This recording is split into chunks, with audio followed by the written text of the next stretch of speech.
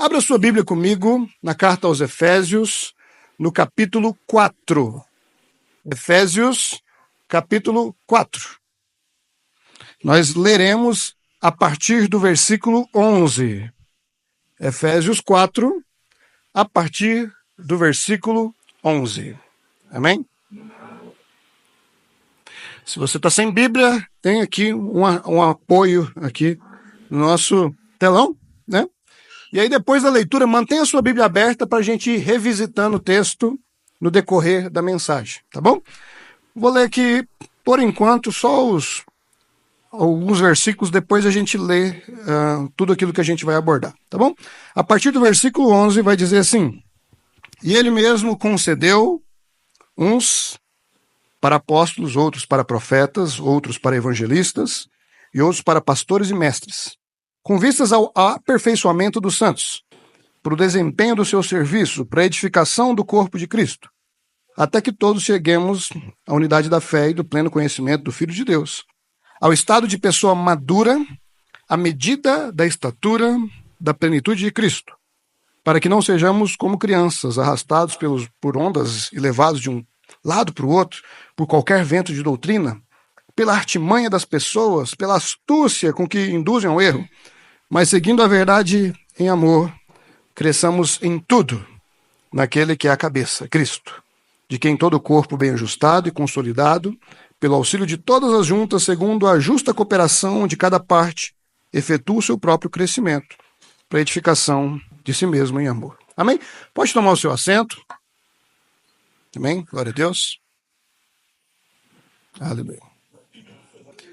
Meus irmãos, durante os 12 primeiros dias do ano do nosso projeto de vida, o tema era procurando, vocês ainda lembram? Procurando crescimento, né? Então, nós ouvimos 12 mensagens maravilhosas dentro dessa temática, e nós entendemos da parte do Senhor que Ele gostaria de continuar falando conosco sobre crescimento. Então, nesse mês de janeiro serão 4 mensagens da série Tempo de Crescer. Repita comigo: tempo de crescer. Mais uma vez, vamos lá. Tempo de crescer. Então, hoje de manhã nós pregamos a primeira mensagem, essa é a segunda mensagem, e no domingo que vem a gente prega mais 2 dentro dessa temática, né? E o tema de hoje, como você pode ver, é crescendo como cristão. De manhã a gente falou sobre crescer como filho, mas como filho maduro, né? E agora a gente vai numa outra perspectiva falando sobre como nós vamos crescer como cristão.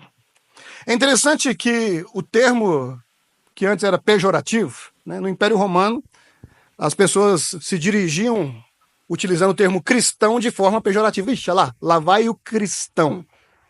Era uma forma de dizer, lá vai o pequeno Cristo. Lá vai o cristinho. Né? Você já viu quando a pessoa usa no pejorativo? Né? Olha lá o santinho. Né? Olha lá o puro. Né? Então, era assim. No início, lá no Império Romano, o termo cristão era um termo pejorativo, só que depois ele virou a nossa identidade, né? Tem um livro muito legal do C.S. Lewis, que chama Cristianismo Puro e Simples, que ele vai falar um pouco dessa raiz, né? Dessa identidade nossa como cristão. E a carta aos Efésios, ela nos ajuda a entender o que é ser cristão. A carta aos Efésios ela vai falar de graça, vai falar de fé, ela vai falar de unidade. E os 3 primeiros capítulos da carta aos Efésios tem um tratado teológico aqui, onde o apóstolo Paulo vai falar na teoria o que é ser cristão. Então, você vai ler Efésios, está dividido em parte teórica e parte prática. E aí o capítulo 4, ele vem justamente falando sobre a parte prática. E o texto que nós vamos refletir nessa noite, né, ele começa aqui no versículo 11, e ele fala justamente para essa parte prática. Então eu quero simplificar o máximo possível, eu quero, junto com você, aplicar o texto, entendendo como nós vamos discernir essas verdades e viver como cristãos verdadeiramente. Amém?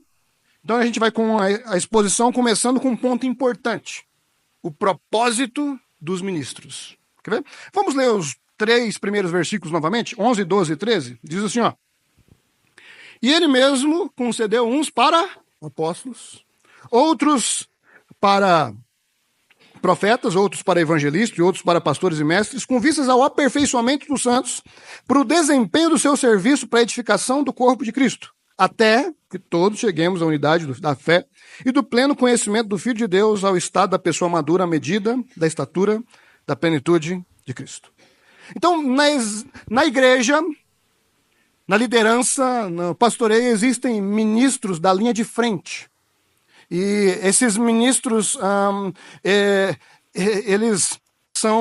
eles têm dons distintos.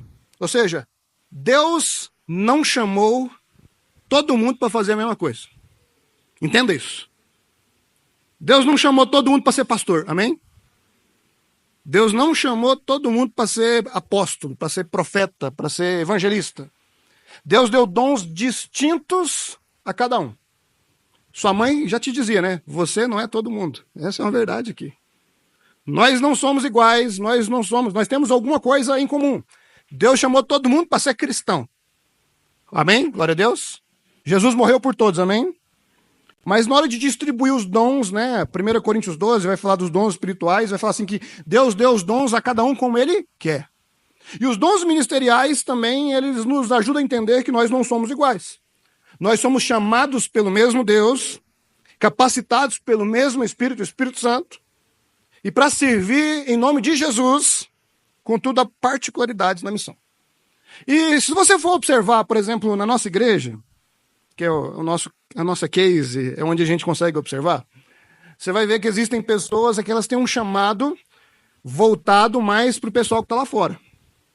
São os evangelistas. É aquelas pessoas que têm facilidade no trato com quem não é da igreja. São aquelas pessoas que vão comunicar melhor as verdades do evangelho com as pessoas de fora. Então, para os crentes ouvir esses aí, talvez eles vão falar assim, não, mas fulano fala simples demais. Ele podia dar uma aprofundada. Algumas vezes até parece que ele não sabe, e às vezes o evangelista ele é mestre em teologia. A questão não é que ele não sabe, é que ele não quer. É porque o objetivo dele, o plano de Deus, o propósito dele é ser evangelista. É falar, às vezes, de uma maneira simples, para que alguém que não conhece o evangelho possa entender. Percebe? Esses são os evangelistas. Agora, se os crentes às vezes ficam com preguiça, porque acham que é leitinho demais, os lá de fora amam ouvir esse pessoal. Se você for olhar, os pastores que têm mais seguidor na internet são os evangelistas. Porque o pessoal do mundo gosta de ouvir eles. Porque o pessoal do mundo entende o que eles falam. Por quê? Porque esse é o propósito da vida deles. Certo? Só que aí, o evangelista vai lá e ganha alguém para Jesus, amém? Glória a Deus, a pessoa foi salva. E aí ele precisa aprender o beabá. Ele precisa aprender algo mais profundo. E aí é que entra o papel do mestre. O mestre é aquele que está preocupado em dar sustância. O mestre que, não, pai, já tá bom, agora é hora de aprender o negócio direito. Então o mestre é aquele que vai pegar o grego, o hebraico, a teologia sistemática, os comentários bíblicos, vai pegar tudo aquilo e tentar facilitar para que aquele novo convertido, para que os irmãos da igreja consigam entender as verdades mais profundas. Sabe aquela pessoa que pega um texto difícil e coloca ele simples? É o mestre. Né? Então, existem o ministério do mestre. Na nossa igreja nós temos alguns mestres aqui, nós sabemos bem. Mas existe também o ministério pastoral. Sabe? Quando morre alguém, você não liga para o evangelista. Fala assim, vem aqui. Não. Você não liga para o mestre te explicar o que é a morte, o que é o céu. Não, você vai ligar para o pastor. Você vai assim, pastor, morreu meu familiar. Você vai ligar, pastor, tem gente doente aqui em casa. Na hora que você precisa de oração, você não vai no mestre. Você não vai no evangelista, você vai no pastor. Porque o ministério pastoral é o ministério do cuidado. É o pastor que vai tirar os carrapichos. É o pastor que vai escutar a história triste. É o pastor que vai te conduzir no momento de dificuldade. E é o pastor que vai cuidar de você.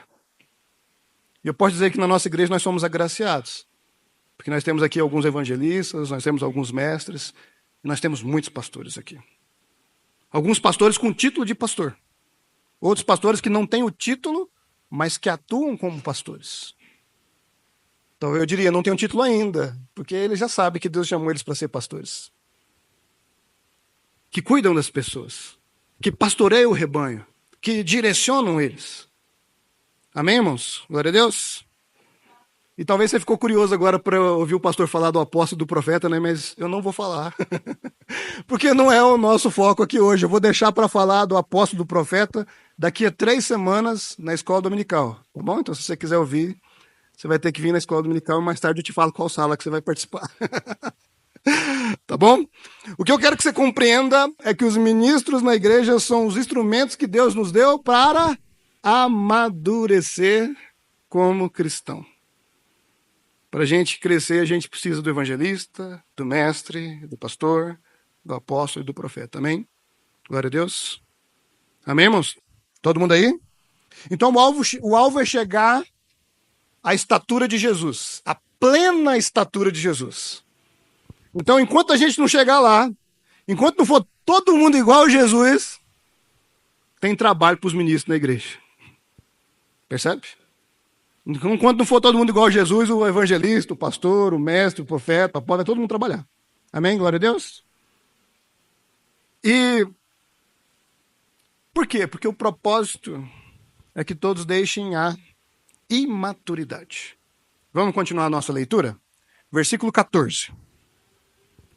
Para que não mais sejamos como crianças, arrastados pelas ondas e levados de um lado para o outro, por qualquer vento de doutrina, pela artimanha das pessoas, pela astúcia com que induzem ao erro, mas seguindo a verdade em amor, cresçamos em tudo naquele que é a cabeça, Cristo, de quem todo o corpo, bem ajustado e consolidado, pelo auxílio de todas as juntas, segundo a justa cooperação de cada parte, efetua o seu próprio crescimento para a edificação de si mesmo em amor.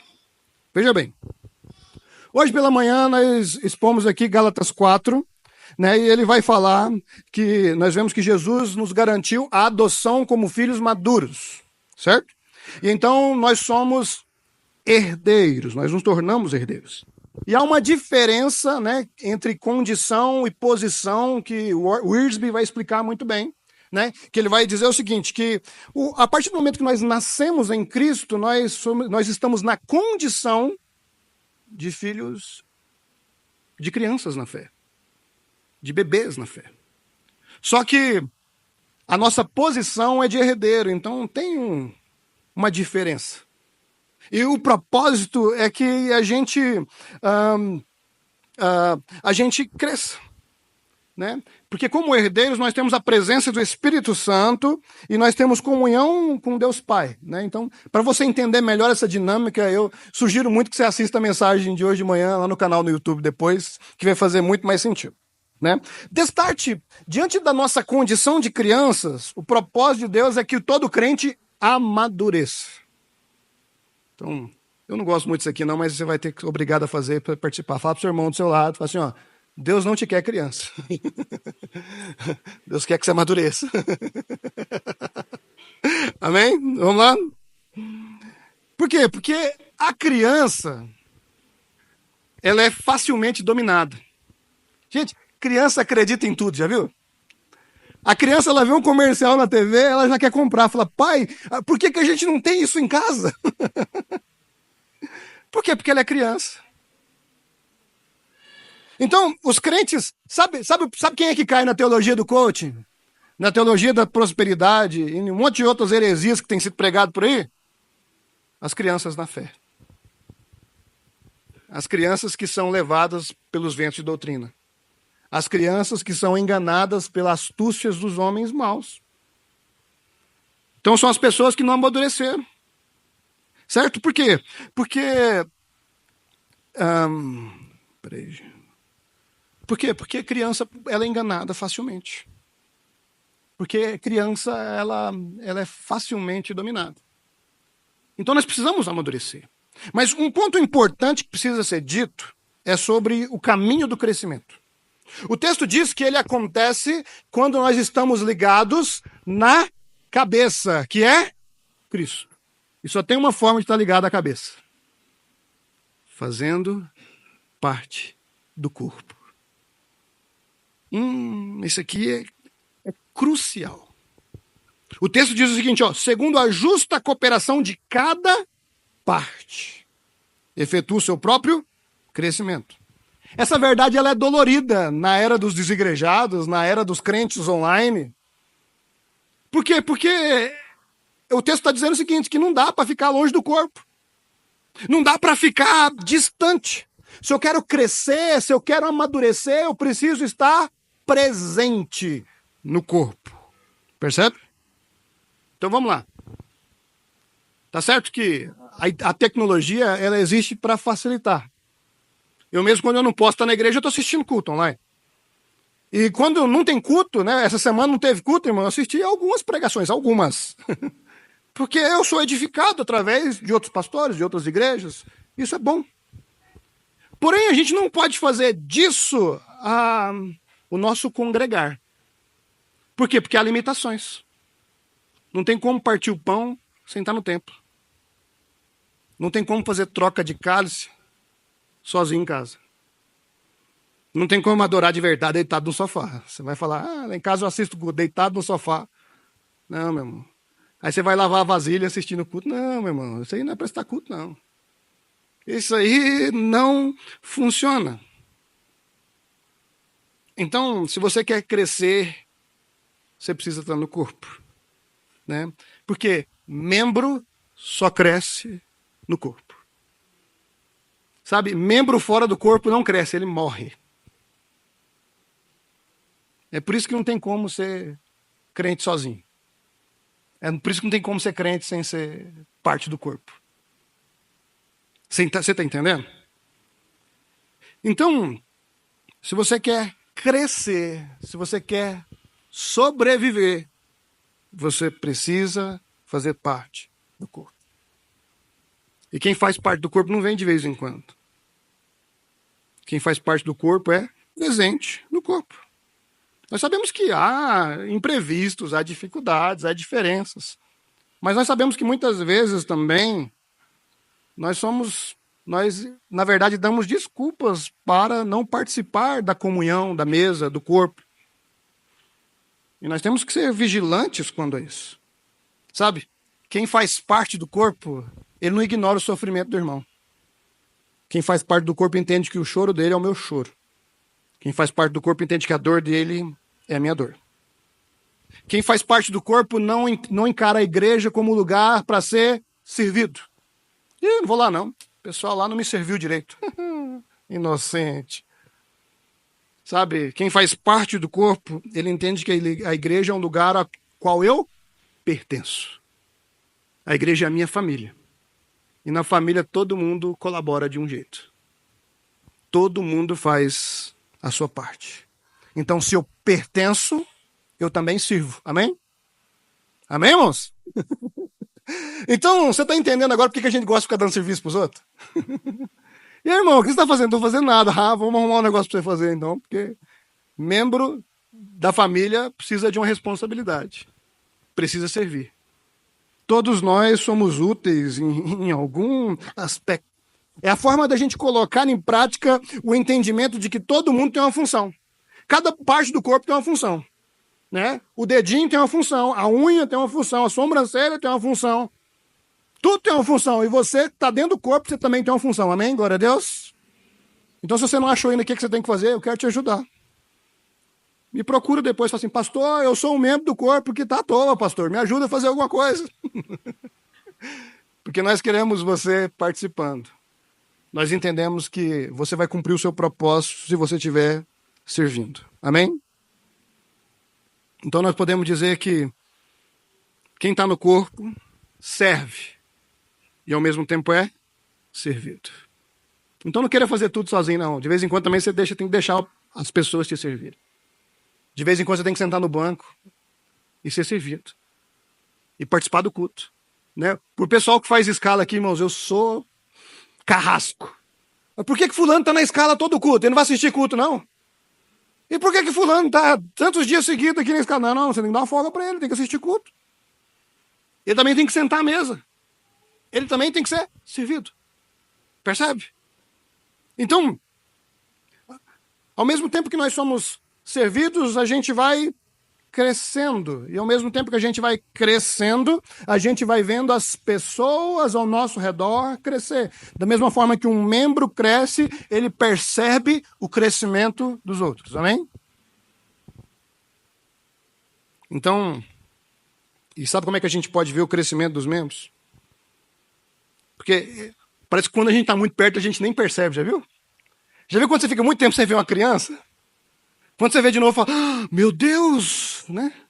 De vez em quando vem alguns amigos, né, da nossa antiga igreja, já era, quando ele chega aqui e fala, Rebeca, você está grande demais, Azaf, meu Deus do céu. Por quê? Quando a gente não percebe, quando a gente está perto. Mas ainda assim dá para perceber, né? Hoje eu vejo, por exemplo, os meninos que a gente apresentou no ano que a gente chegou aqui já está correndo aqui na igreja. Outros que já estavam pequenininhos correndo, agora já estão sentando com a Bíblia na mão. Então a gente vê o crescimento uns dos outros. E a árvore ela é conhecida pelos frutos. E com o cristão não é diferente. A gente vê a maturidade do cristão através dos frutos. Então, a seguir, nós vamos falar um pouquinho sobre esses frutos. E o primeiro que eu quero falar é o entendimento esclarecido. Não? Então, para fixar, repita comigo, entendimento esclarecido. Mais uma vez, entendimento esclarecido. Vamos ler o texto. A partir do versículo 17. Isto, portanto, digo e no Senhor testifico, não vivam mais como os gentios, que vivem na vaidade dos seus próprios pensamentos, tendo seu entendimento obscurecido, separados da vida de Deus, que Deus concede por causa da ignorância em que vivem, pela dureza do seu coração. Então aqui a gente tem um contraste. Enquanto o mundo vive nas trevas, na escuridão, com entendimento obscurecido, vê tudo embaçado, não vê direito, o cristão vive na luz, tendo entendimento esclarecido. E como é que isso acontece?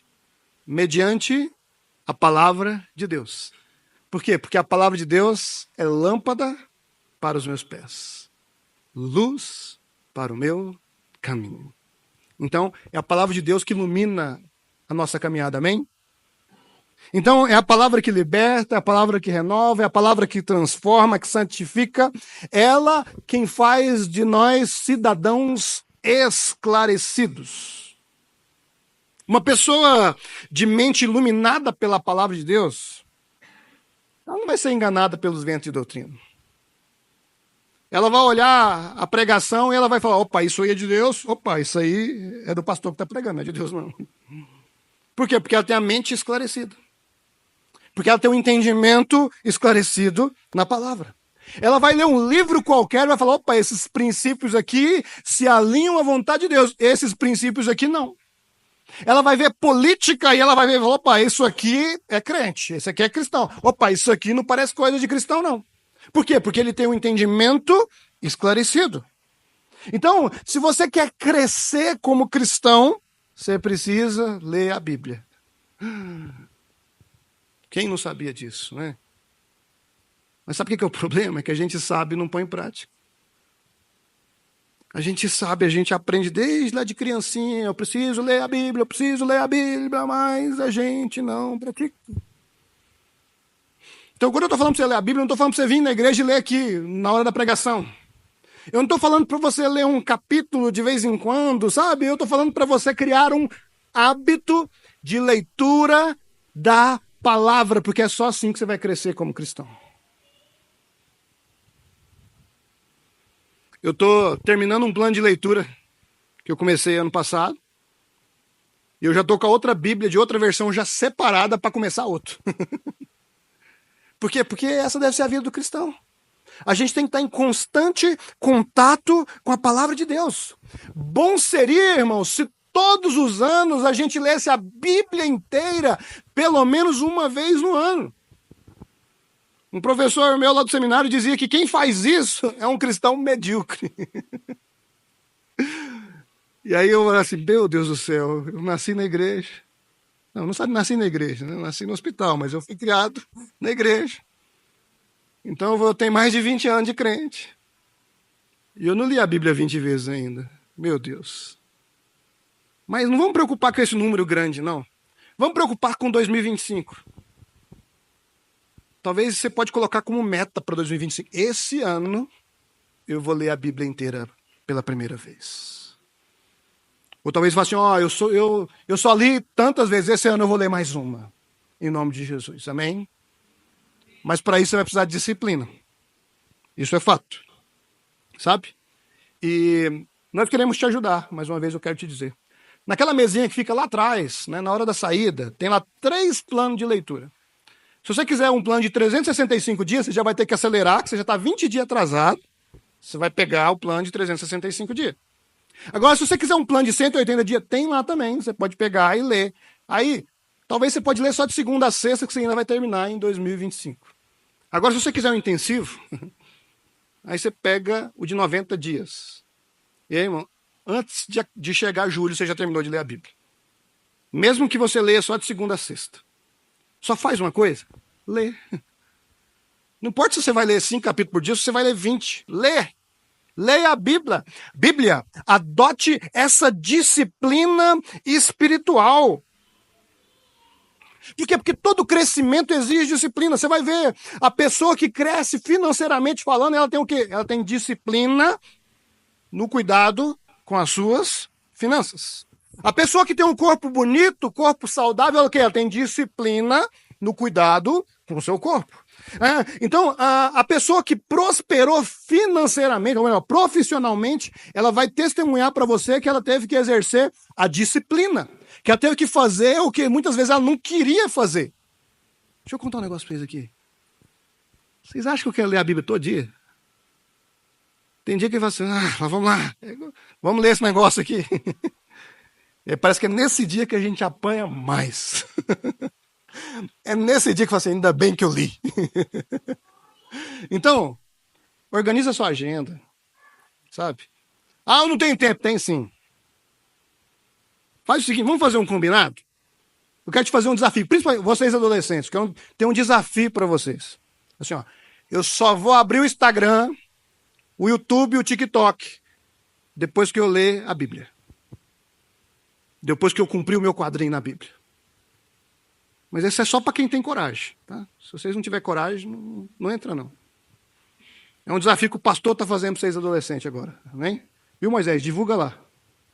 Só vou abrir o Instagram depois de ler a Bíblia. Agora, se você é adulto e se sentiu desafiado, também serve para você. Eu só vou mexer com rede social depois de ouvir Deus falar comigo. Então acorda meia hora mais cedo. Eu acho que, se você cortar a rede social, talvez você nem precise acordar meia hora mais cedo. Basta organizar o seu dia. E você vai cumprir o seu objetivo. Amém? Deus quer te dar entendimento esclarecido. E Ele vai fazer isso através da palavra. Amém, irmãos? Glória a Deus. Mas Ele não quer dar só entendimento esclarecido para você, não. Ele quer também te dar discernimento espiritual. Repita comigo, discernimento espiritual. Mais uma vez, discernimento espiritual.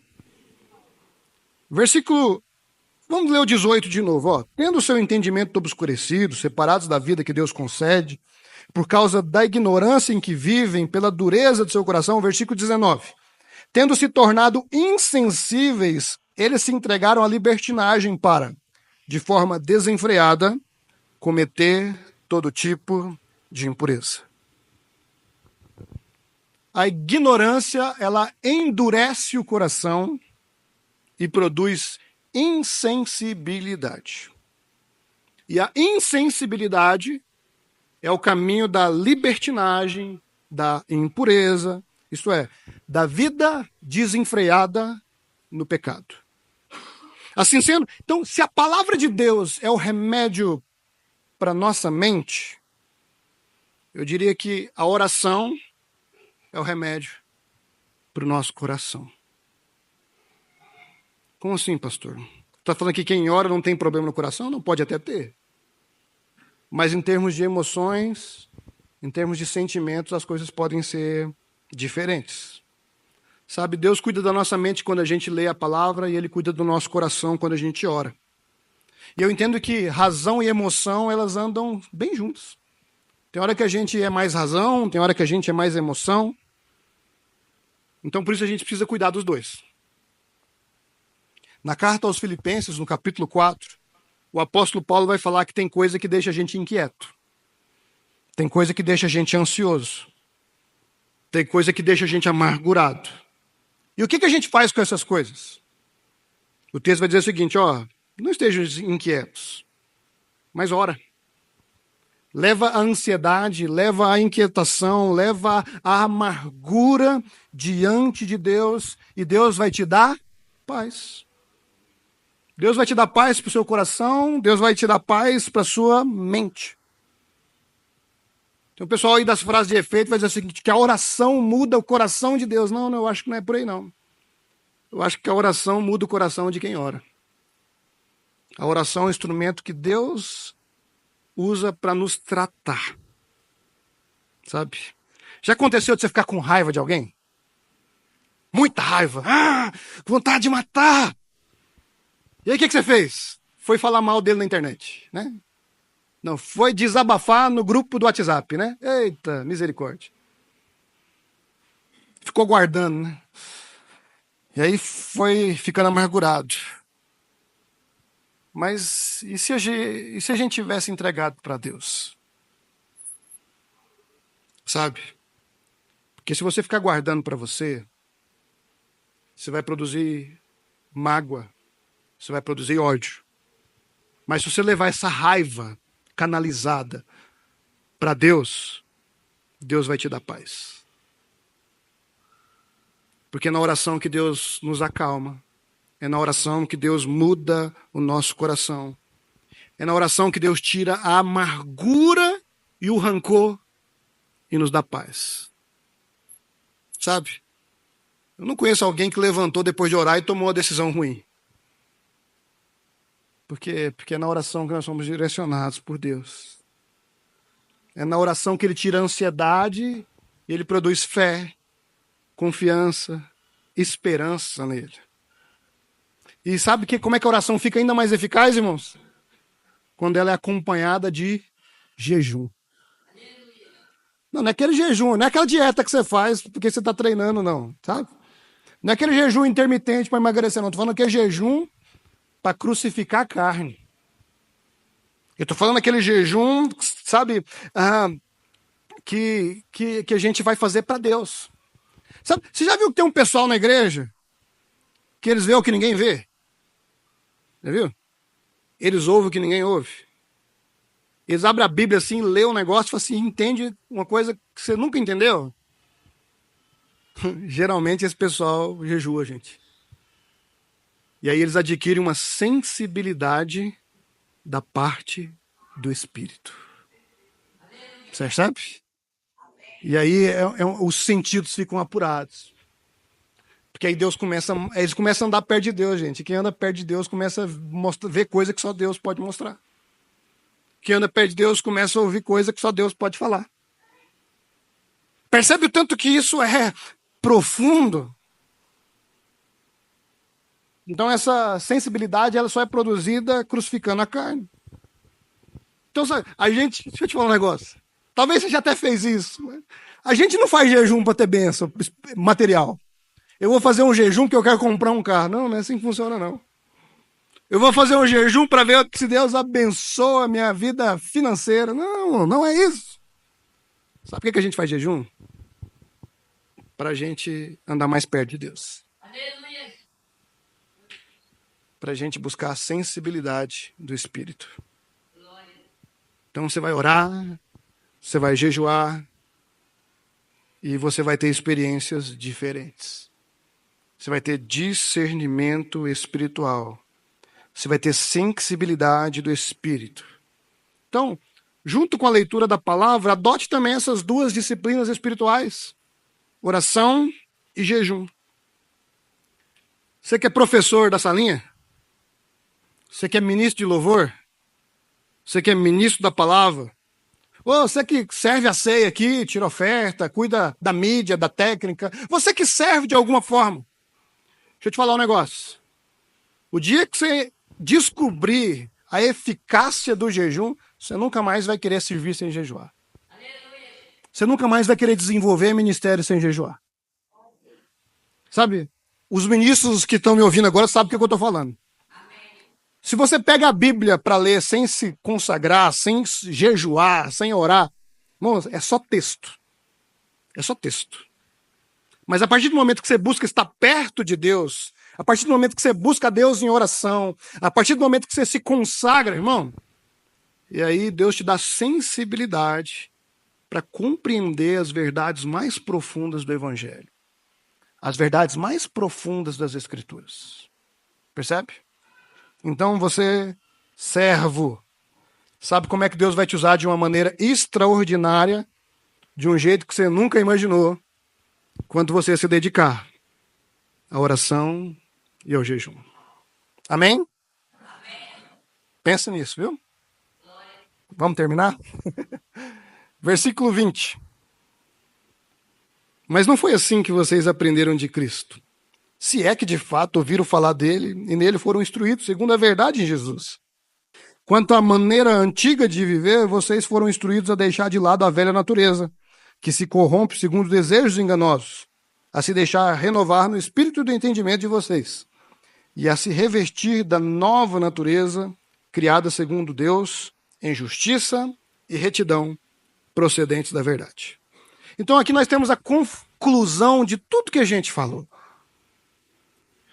O cristão precisa se portar de maneira distinta do mundo. E se você de fato entregou a sua vida para Jesus, você vai ser diferente das pessoas que não creem nele.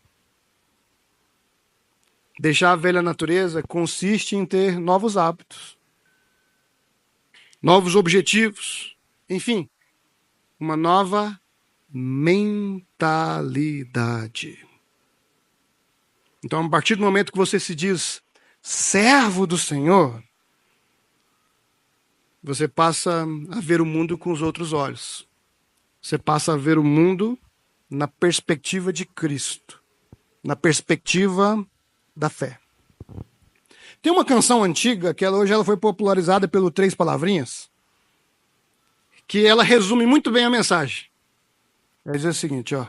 Leia a Bíblia e faça oração, faça oração, faça oração. Leia a Bíblia e faça oração, se quiser crescer. Se quiser crescer, se quiser crescer.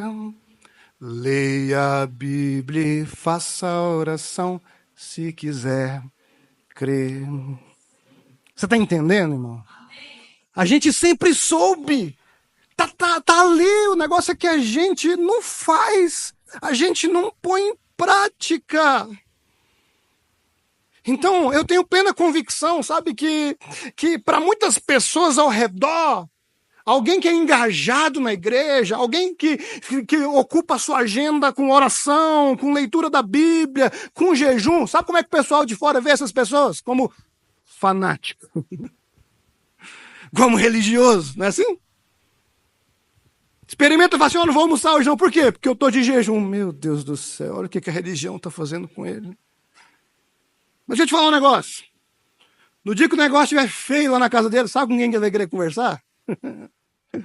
É com o colega que faz jejum, é com o colega que ora, é com o colega que lê a Bíblia. Por quê? Porque esse é diferente. Então, sabe, aqueles que se aproximarem vão perceber que as atividades eclesiásticas, as orações, os jejuns, fazem de você uma pessoa diferente. Fizeram de você uma nova criatura. Sabe? Então, na verdade, você não é um fanático. Você é uma pessoa que quer ser igual a Jesus. Amém? Amém. E se você quer ser mesmo igual a Jesus, fique de pé no seu lugar agora. Aleluia. Glória.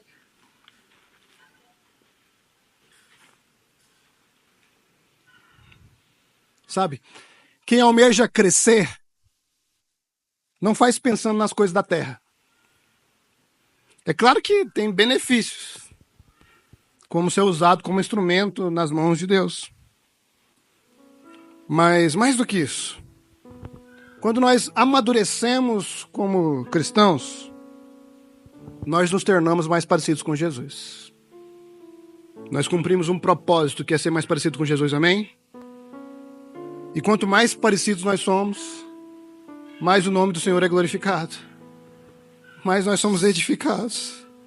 E mais nós sentimos o gostinho dos céus. Então, eu preciso te perguntar, sabe? Será que hoje o que você gostaria de fazer da sua vida? Será que você não quer hoje fazer uma nova aliança e falar assim, não, eu quero ser crente de verdade? Sabe, eu entendi, é pra mim.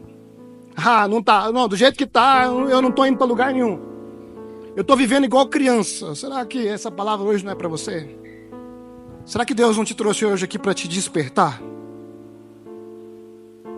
Então eu preciso fazer pelo menos 2 convites aqui. O primeiro convite é para quem quer entregar a vida a Jesus. Será que tem alguém em nosso meio que durante a mensagem fala assim, então é isso que é ser cristão? E você fala assim, então eu quero hoje entregar minha vida a Jesus, quero confessar Jesus como único e suficiente Salvador. Então se é você, eu queria que você levantasse a sua mão, eu quero te conhecer, eu quero orar com você.